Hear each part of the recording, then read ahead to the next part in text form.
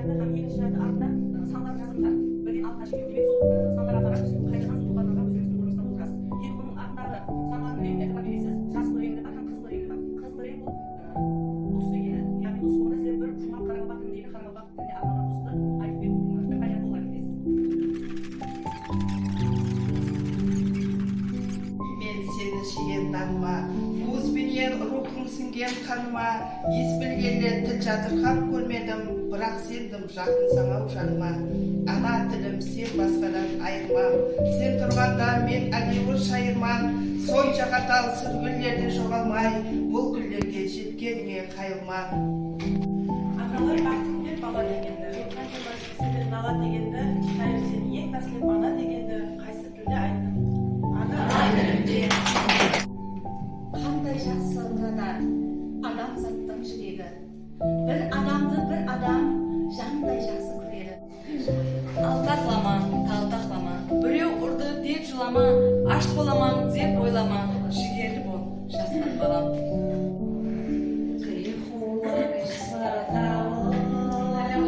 Саптатып баратырма, қиқулап құсладағы, саптатып баратырма, келгендей жасыл шағым, қазлардың қанатында, келгендей жасыл шағым, қазлардың қанатында. Заманың бар шалқып дәуран сүрмеге, суыман десең тасқын болып ағып көр, желмен десең дүбелей бол дүрлеген, шоқпан десең жүректерді жағып көр, гүлмен десең ақбоздар ет көздерді, тілмен десең дүр қылып шаш сөздерді, әулат барың атыңды айтқан кездерде, танығандай тәуір белгі тағып көр. Уақыт қымбат, ысырап етпе тегіңе, қиынлықтан қипалақлап шегінде, күркіреген еркін жаслық көгінде, таулар аса шақмақ болып шағып өт.